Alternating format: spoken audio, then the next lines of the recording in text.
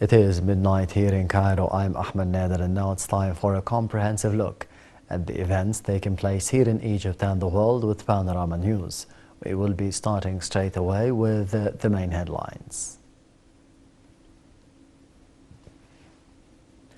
The World Youth Forum preparatory workshops take place on the 8th and the 9th of January.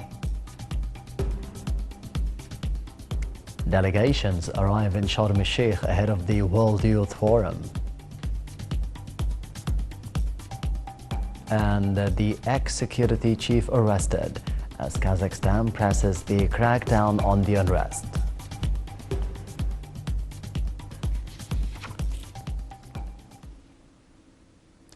A number of preparatory workshops are taking place ahead of the World Youth Forum 4th edition, which kicks off in Sharm el-Sheikh on January the 10th under the auspices of President Abdel Fattah al-Sisi.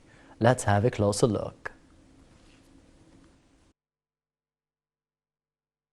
Sharm el-Sheikh to participate in the 4th edition of the World Youth Forum, due to kick off on January 10th and to last to the 13th under the auspices of President Abdel Fattah al-Sisi.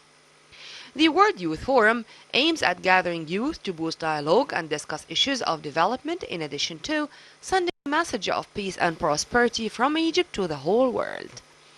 A number of preparatory workshops are taking place on the 8th and 9th of January to discuss effects of coronavirus pandemic, including UN Objectives for Sustainable Development 2030, the future of financial technology and digital transformation after coronavirus, Generation Z's vision to the after-pandemic world, as well as the African continent's future in the 2063 agenda and emerging markets. The workshops also discuss water policies and environmental challenges, growing global role for emerging companies, business pioneering, and after-coronavirus education process. Also, among the files to be tackled, recovery paths, role of youth in facing environmental and climate challenges, in addition to the Egyptian experience in developing human through Decent Life Initiative and its goals. There will be a stimulation of UN Human Rights Council and meetings of youth business pioneers and investors of different nationalities. Meanwhile, the administration of the World Youth Forum announced the usage of unprecedented technologies and taking all precautionary and preventive measures against COVID-19. The new technologies include an advanced robot that sterilizes halls, another robot that measures temperatures of the participants and distributes sterilization tools to the attendees, as well as a third robot distributing food and drinks. All doors of the halls and means of transportation at the forum are self-sterilized to prevent virus transmission.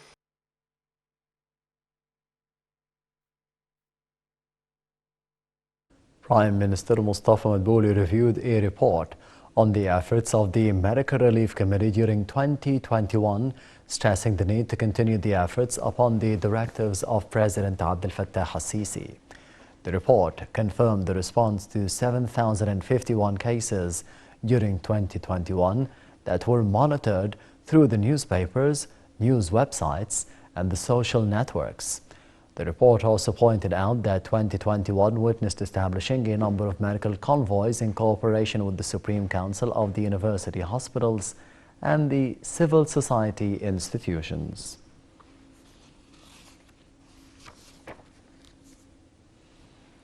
Ministry of Foreign Affairs released a statement in which it stressed that Cairo is closely following the latest developments in Sudan, vowing support to the United Nations efforts to achieve stability in the country through holding dialogue among different Sudanese parties to solve the current crisis and prevent chaos.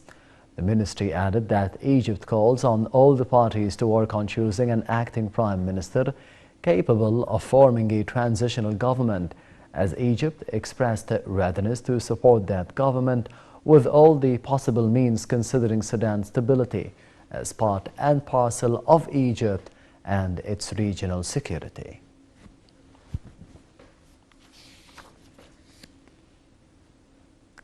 The United Nations said that it would hold talks in Sudan aimed at salvaging a democratic transition amid a